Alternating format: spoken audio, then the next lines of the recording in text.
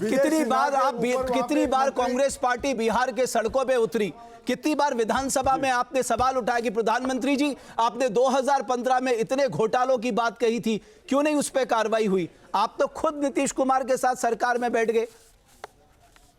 2015 में तो आपने मिलकर चुनाव लड़ा ना।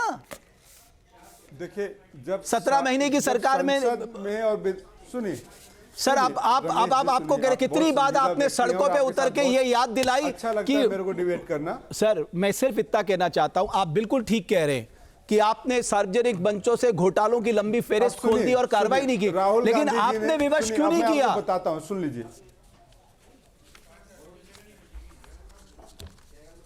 सुनिए तो जनाब सुन लीजिए। अब नरेंद्र मोदी जी वही हैं जो अपने मुखारबिंद से बोलते थे 60 महीने दे दो मैं काला धन लेके आऊंगा, 60 महीने दे दो मैं डीजल पेट्रोल। अब सरकार के खिलाफ अगर आप बात करते हैं, सरकार से आप सवाल करते हैं तो आप देशद्रोही पत्रकार कहलाएंगे। सरकार के खिलाफ आप कोई भी व्यक्ति सवाल करता है तो उसको मार दिया जाता है। सर इस बात की किसको चिंता है कि वो देशद्रोही कहे, वो है, उनको सवालों का जवाब देना ही पड़ेगा। पोस्टर लेके आता है, सवाल करता है कि दलितों पर कब तक अत्याचार, तो उस व्यक्ति को अरेस्ट कर लिया जाता है। क्यों कर लिया जाता है? क्योंकि नरेंद्र मोदी जी से अभी आप आज दूसरे मूड में आए दीपक झा साहब। इल्जाम हम लोग राहुल गांधी जी ने बकायदा प्रूफ के साथ दिया। दीपक झा इनके नेता, इनके सांसद, पूर्व सांसद राकेश सिन्हा दो जगह से वोट डालते हैं। क्या जायज है? ये जनता सवाल नहीं करेगी? यही बिल्कुल करना चाहिए साहब, संसद में बिल्कुल करना चाहिए, विधानसभा में बिल्कुल करना चाहिए। नंबर है तो कहते हैं हमारे। लेकिन दीपक झा साहब एक छोटी सी बात, तो मैंने जो मूल सवाल पूछा था सर, आपका आकलन क्या है करके ऐतिहासिक वोटिंग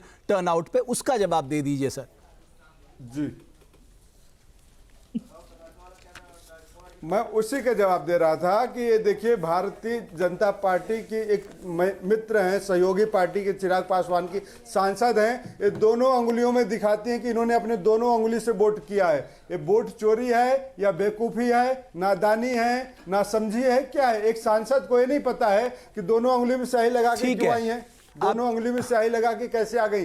ये चुनाव आयोग इस पे कार्रवाई करेगा नहीं करेगा? तो जितने हेरा फेरी कर रहे हैं जनता इस पे लगाम लगाएगी। और देखिए अब इस पे बात करने का अभी समय नहीं है कि किसके पक्ष में जा रहा है, किसके पक्ष में नहीं जा रहा। जनता बदलाव के पक्ष में है। जनता इस दुशासन के राज को, जनता इस कुंभकर्ण शासन के राज को उखाड़ फेंकना चाहती है। विप्लव साहब आप जवाब दीजिए। अरे 17 बार ये जो है ये भगवान श्री कृष्ण को, तो बिहार की जनता को 20 बार लग गए, 20 वर्ष का इंतजार लंबा हो गया। ठीक है दीपक झा साहब आपने बोल लिया, प्लीज हाँ बोलिए विप्लव साहब। सर आपने बहुत टाइम ले लिया। दीपक झा साहब बोलिए। विप्लव साहब, कांग्रेस प्रवक्ता ने प्रधानमंत्री के भाषण की क्लिप भी चलाने का प्रयास किया। कांग्रेस प्रवक्ता ने दिल्ली की बात की, वायु प्रदूषण की बात की, वोट चोरी की बात कर ली, लेकिन बिहार के किसी एक मुद्दे पर बात नहीं की। उन्होंने कहा कि प्रधानमंत्री जी ने 60 महीने मांगा था, जनता ने दिया। अरे जनता ने 180 महीने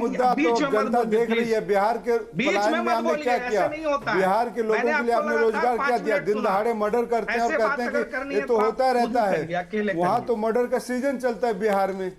हमने तो पहली बार सुना कि बिहार का आला अधिकारी आके कहता है तो मर्डर सीजन बिहार में होता रहेगा। बड़े बड़े व्यापारियों को गोली मार। नहीं एक मिनट दीपक झा साहब, एक मिनट रुकिए। अरे विप्लव साहब एक मिनट रुकिए, आप लोग इतने आतुर क्यों हो जाते हैं?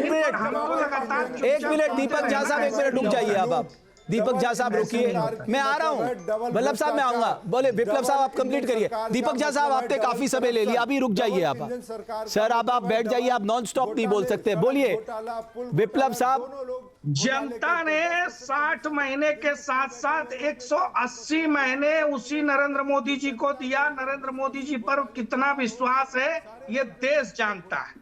चुनाव लड़ने के बजाय कांग्रेस पार्टी आज बीच चुनाव में भी मीडिया से लड़ना चाहती है, चुनाव आयोग से लड़ना चाहती है, संवैधानिक संस्थाओं से लड़ना चाहती है। बिहार में एक कहावत है, हसुआ के ब्याह में खुरपी का गीत, वही कांग्रेस गा रही है।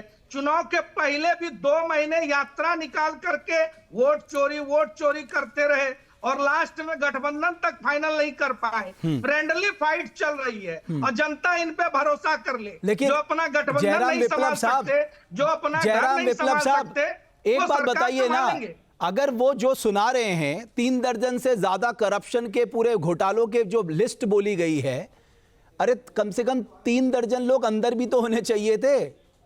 जब आप सार्वजनिक मन से करप्शन को मुद्दा बनाते तो कार्रवाई भी करिए ना, वो गलत क्या कह रहे हैं? दर्जनों लोग अंदर हैं और कुछ दर्जन भर लोग बेल पर चल रहे हैं। राहुल गांधी, सोनिया गांधी, लालू जी, पूरा परिवार बेल पर है, पूरा परिवार करप्शन से लिप्त है। और इसमें तो ये गिरते जा रहे हैं ना, इस तरह की बातें करेंगे।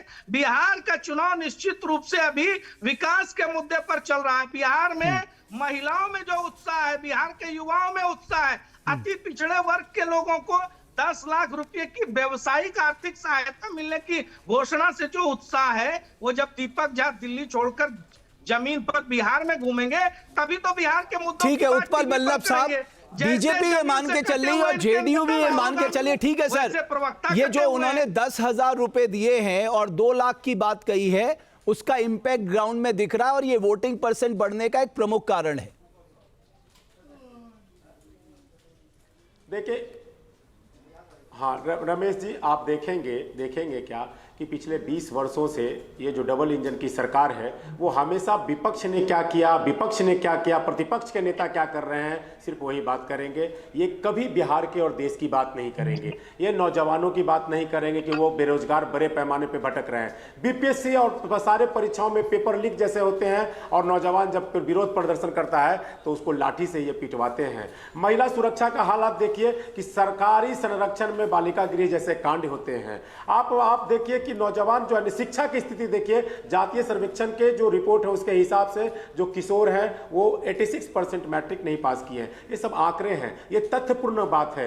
अब आप उस पर 10,000 रुपया में इसको वोट को खरीद लेना चाहते हैं, इतने बड़े मुद्दा को। 20 वर्ष में आप काम करने का मौका मिला और 10,000 रुपया से वोट खरीदने का योजना लाए और इसी पर आप दम भर रहे हैं कि 10,000 में हम वोट खरीद लेंगे। आपको बिहार की जनता और बिहार की महिलाएं सबक सिखाएगी। ठीक है श्वेता जी, अब आप जवाब दीजिए। विप्लव साहब रुक जाइए, श्वेता प्रिया जवाब देंगी। ठीक है विप्लव साहब, यहाँ से विदाई कर देंगे। विप्लव साहब आप श्वेता बोलिए। लाइन बस बोलूंगा, बिहार के महिलाओं का अपमान मत दूसरी करिए। बात, कोई महिला बिकाऊ नहीं है बिहार में आपकी तरह। दूसरी बात नहीं रमेश जी, दूसरी बात मैं बात करना चाहता हूँ। विपक्ष के जितने नेता पे इन्होंने आरोप लगाया है उसमें 99% पे ये आरोप सिद्ध नहीं कर पाए, बल्कि डिस्टर्ब करने के लिए करते हैं। और जो आरोपी होते हैं वो वॉशिंग मशीन में धुल करके इनके यहाँ ही जाके बैठ जाते हैं, इनके गोद में बैठ जाते हैं, या तो गठबंधन से या डायरेक्ट पार्टी ज्वाइन कर लेते हैं। तो ये जो वॉशिंग मशीन से धुला करके लोगों को और अपना चेहरा साफ करके बैठे हैं, इसका भी हिसाब। ठीक है बल्लभ साहब, विप्लव साहब 1 मिनट रुक जाइए। अभी श्वेता आप जवाब दे दीजिए। ये सवाल हर कोई पूछेगा कि चुनाव से एन वक्त पहले आप 10,000 रुपए दे रहे है ना, 20 साल के बाद वो भी। Okay last 1 minute. जहाँ भक्ति है हर शब्द में, कथाओं में छुपे हैं दिव्य रहस्य और ज्योतिष देता है जीवन को दिशा। धर्म से जुड़ी हर बातों को जानने के लिए हमारे चैनल स्तुति को सब्सक्राइब करें। चैनल पर जाने के लिए इस लिंक पर क्लिक करें।